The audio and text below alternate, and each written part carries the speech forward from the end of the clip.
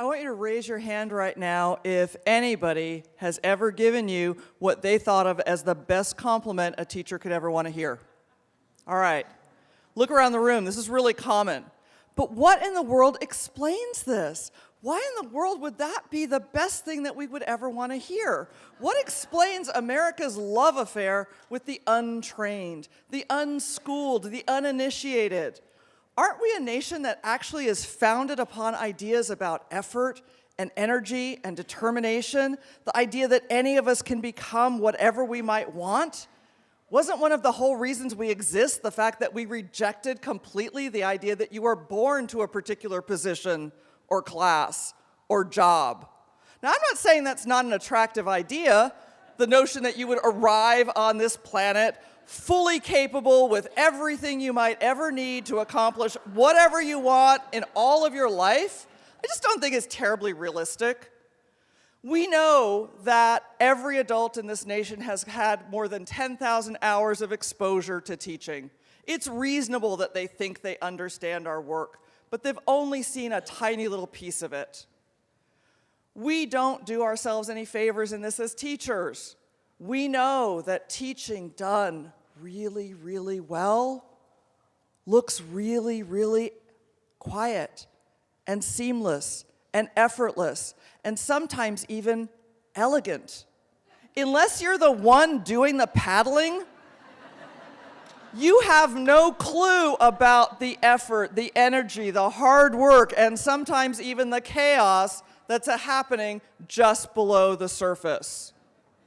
Nobody would suggest that somebody was born to juggle chainsaws, especially not when perched on top of a unicycle. Classroom teachers, however, get that there's probably a whole lot more similarity to what we do with this picture than the previous one. And Hollywood doesn't help, does it? I'm not even invoking bad teacher, but even when they're trying to hold us up as noble, what do they make us? They make us saints or zealots or social workers, anything except intentionally working professionals. That just doesn't play. And what's with this word natural anyway? As a math lover and doer, I very often think in terms of opposites and counterexamples. So it makes me think, so what would an unnatural teacher look like?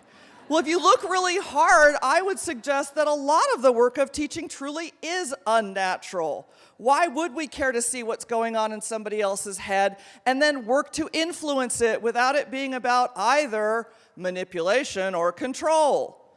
There are lots and lots of images out there that claim to represent all sorts of variations of what teaching is about. And even though sometimes they're fun or funny, they get it fundamentally wrong because none of them ever even begins to allude to the fact of what you need to do to begin this work. Not to get to expert level, just to even start. What one of my colleagues refers to as safe to practice, ready to learn. That idea of first do no harm, right? Does this mythology grounded in the sense that all of us spent our entire childhood commandeering all the kids in the neighborhood or our siblings or our pets or our toys, lining them up in rows and having instruction? I bet that nobody thinks about the fact that we are able to go to the bathroom and get back, slurp down a thing of yogurt, and have a child fully understand all the implications of the fundamental theorem of algebra in the space of 33 minutes.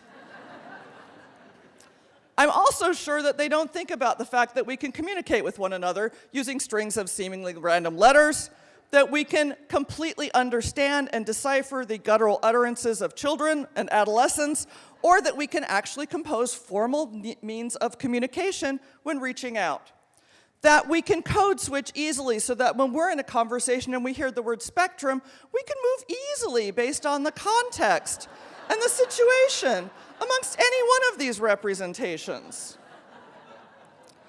Now, no matter what it is that the public thinks our work is about, what we can't do is we can't wait for them to figure it out and get it right. We owe it to ourselves, we owe it to our children, we owe it to our profession to take that on ourselves. Now, I'm not saying we need to do it entirely alone. We have lots and lots of friends with us in this work, people who want to help us to promote teaching as a profession. But it's incumbent upon us to take ownership and re-professionalize the work that we do. So the very next time that you hear what somebody thinks of as a really, really great compliment, be nice, they meant it well, but then recognize it and use it for what it is, bring all of your professional expertise to bear, and use the fact that you have a teachable moment.